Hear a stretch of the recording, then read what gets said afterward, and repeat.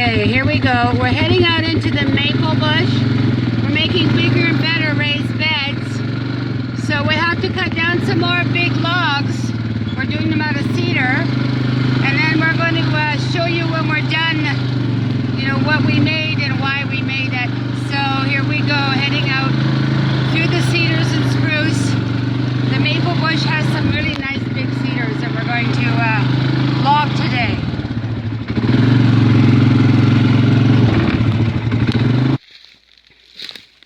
I'm selecting, I need a cedar tree big enough for my 3x6 timber 10 feet long, but I want one that's good and solid now.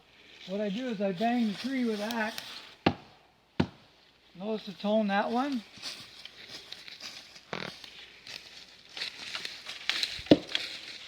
See, that's much hollower. That's hollow, that other one's good.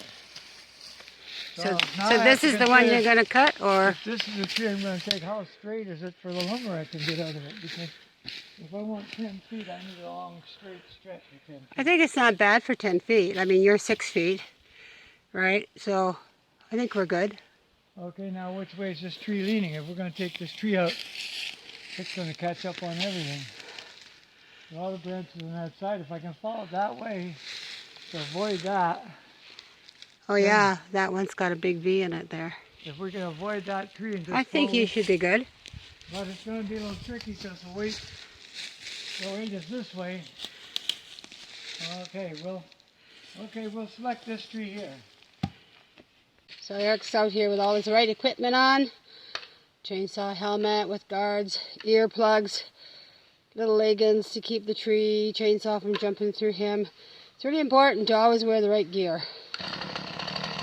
He's about ready to do this tree.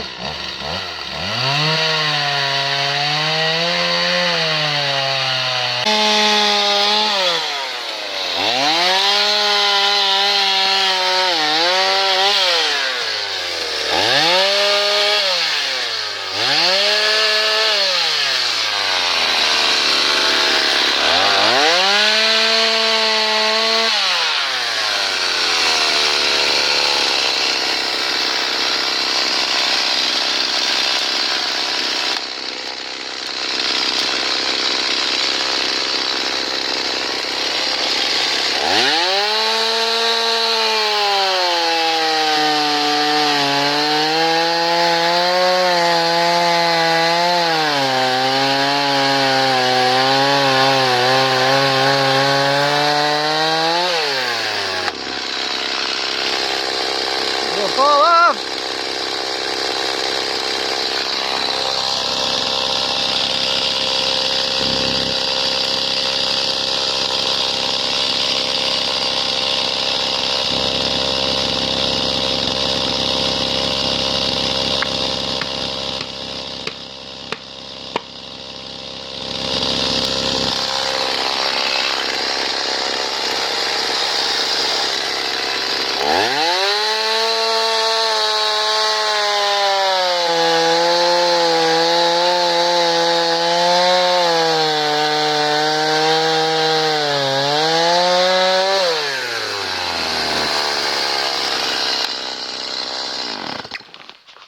Does that every once in a while.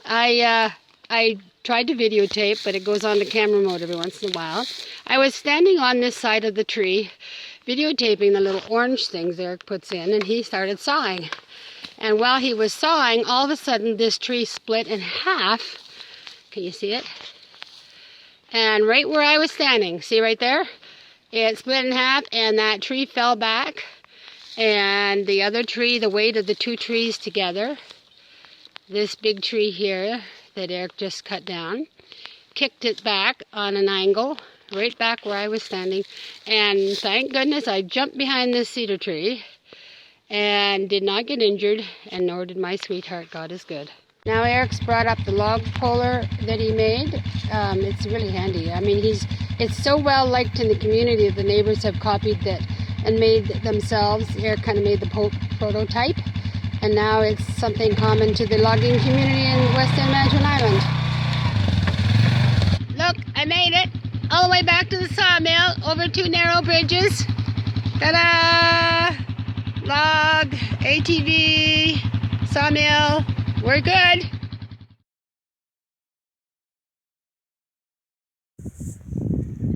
I'm making beds. We're raised beds for our garden. We're making them 18 inches high. And we're filling them 12 inches with wood chips and then our dirt on top. And that wood chips will all deteriorate and eventually be dirt anyhow and sink down. We'll add more dirt. What I'm doing is not only are clamps good for extra hands to hold things, but they're stronger than my hands for pulling joints together. So I'm just temporarily putting these screws in here. They'll stay, but I ran out of the 8-inch spikes, so I'm just putting this together with the screws, and I'll drive my spike dowel down through later. Well, there's going to be a layer of compost. See, he's lining them with plastic. It was black plastic in the front beds, but we ran out of that. And then he's putting the cloth, the black cloth, ground cloth or whatever, on the ground, the one that's porous and the soil goes through.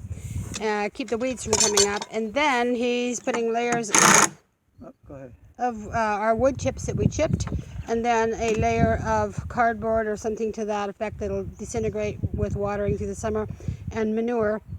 And then the topsoil. The topsoil we're putting in these beds is actually stuff he dug up this morning when we cut the trees down out of the maple bush.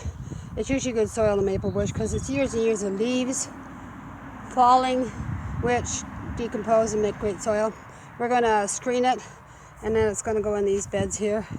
And when we're done, we'll do you a garden tour and see all the beds he made.